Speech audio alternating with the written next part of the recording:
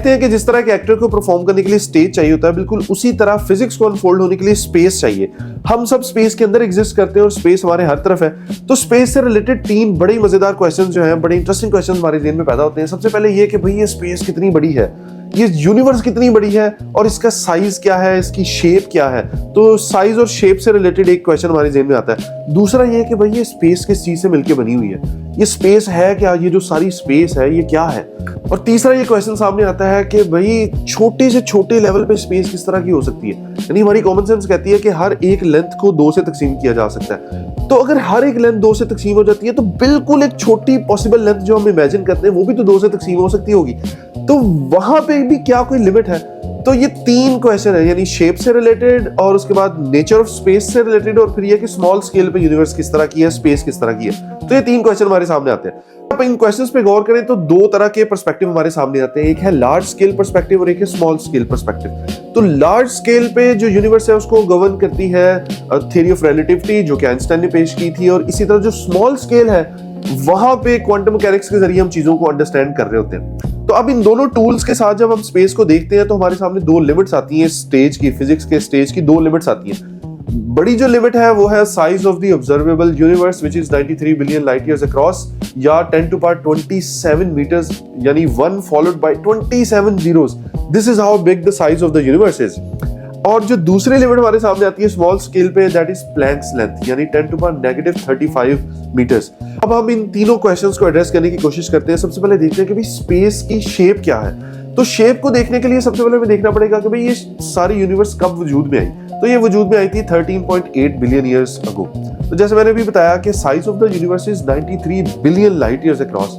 तो ये कैसे मुमकिन है कि ये स्पेस तो 13.8 बिलियन ईयर्स पहले वजूद में आई लेकिन अब उसका size 93 billion light years across हो गया। तो ये सारी कॉम्प्लिकेशन पैदा होती है एक्सपेंशन ऑफ द स्पेस की वजह से, क्योंकि स्पेस पैदा होने के फौरन बाद ही रैपिडली एक्सपैंड कर गई थी और उसके बाद ये एक्सपेंशन रेट बढ़ता गया, फिर कुछ स्लो हुआ और फिर दोबारा ये इंक्रीज कर गया। तो ये जो सारी कॉम्प्लिकेशन है एक्सपेंशन ऑफ स्पेस की, इसकी वजह से आज जो हमें यूनिवर्स का साइज मिलता है वो 93 बिलियन लाइट ईयर्स अक्रॉस है।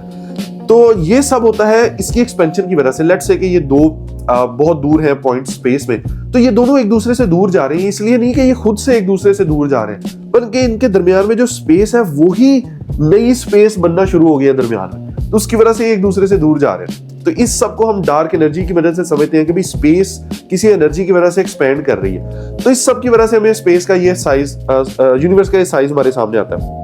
अब क्या ये जो साइज है ये लिमिट है यूनिवर्स की, क्या ये एज है, क्या इससे बाहर भी कुछ है?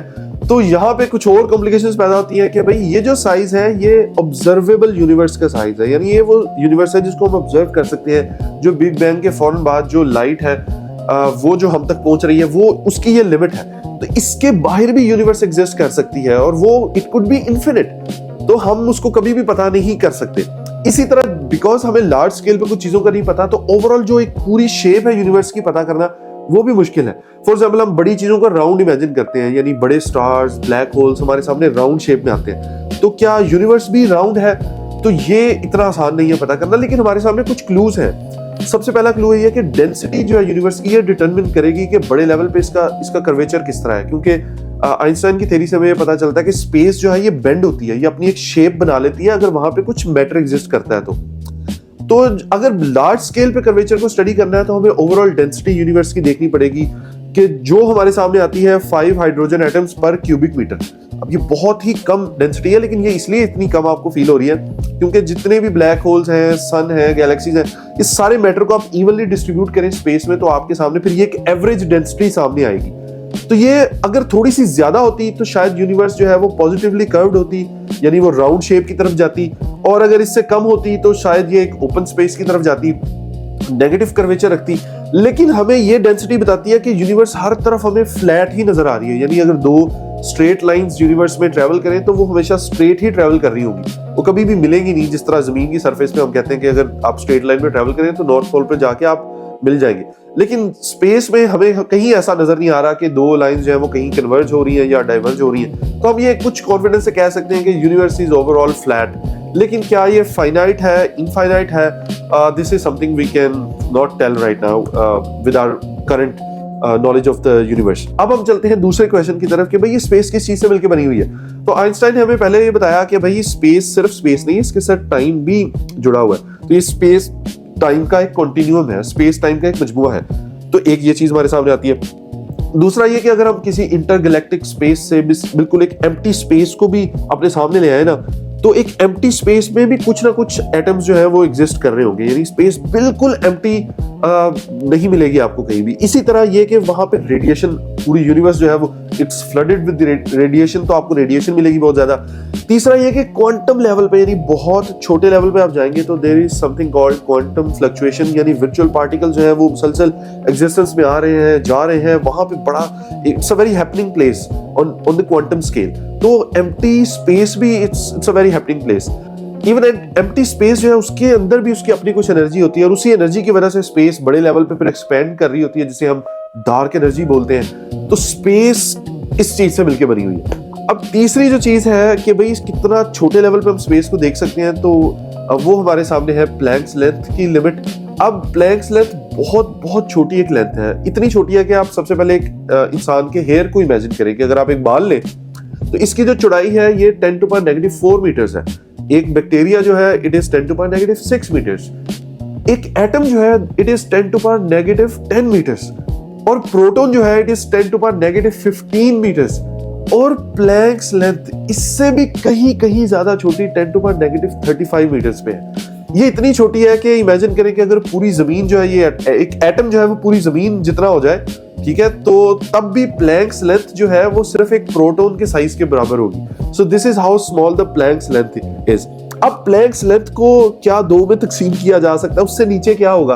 तो एक फिजिसिस्ट है जॉन व्हीलर, वो बताते हैं कि भाई इससे नीचे फिजिक्स के करंट लॉज जो है वो ब्रेक हो जाते हैं, और फिर एक क्वांटम फॉर्म शायद एग्जिस्ट करती है। स्पेस टाइम का कॉन्टिन्यूम बिल्कुल खत्म हो जाता है। ग्रेविटी इस लेवल पे किस तरह बिहेव करती है वी हैव नो आइडिया। तो और एक यही वजह है कि बड़े लेवल पे हम जनरल रिलेटिविटी को यूज करते हैं, छोटे लेवल पे नहीं यूज कर सकते। उसकी वजह यही है कि ग्रेविटी स्केल पे आके हमारी समझ से बाहर हो जाती है कि भाई यहाँ पे ग्रेविटी को किस तरह हैंडल करना है। तो अब इस छोटे स्केल पे आके हमारे करंट लॉज जो है वो ब्रेक डाउन हो जाते हैं, और फिर एंट्री होती है स्ट्रिंग थ्योरी की और क्वांटम लूप ग्रेविटी की, जो आके बड़ी फैंसी कैलकुलेशंस के जरिए बताते हैं कि भाई यहाँ पे हो सकता है एक से ज्यादा कई डायमेंशंस हो। हम तो सिर्फ 3 डायमेंशन को जानते हैं जो हम आम जिंदगी में एक्सपीरियंस कर रहे हैं, या चले आइंस्टाइन ने बता दिया टाइम भी एक डायमेंशन है इसके साथ ही, लेकिन इसके अलावा बहुत सारी डायमेंशंस हो सकती हैं। तो वो किसी तरह इस ग्रेविटी के मामले को हल करने की कोशिश करते हैं स्मॉल स्केल पे, लेकिन ऑब्वियसली ये कुछ भी अभी तक प्रूवन नहीं है उस तरह। It is just a very fancy theory to answer few questions। इसी तरह क्वांटम लूप ग्रेविटी है जो आगे बताती है कि ग्रेविटी छोटे स्केल में छोटे छोटे लूप्स की सूरत में एग्जिस्ट करती है, लेकिन अभी तक जनरल फिजिसिस्ट कम्युनिटी जो है वो इसको उस तरह एक सॉलिड थ्योरी नहीं मानती। यही वजह है कि यहाँ पे आके हमारी करंट अंडरस्टैंडिंग्स रुक जाती हैं। तो प्लैंक्स लेंथ से लेके size of the observable universe, this is our stage, this is the stage of physics, जिसके अंदर हम भी एग्जिस्ट करते हैं और हम अपनी तमाम तर नॉलेज के साथ इसको समझने की कोशिश करते हैं। सो दिस इज स्पेस।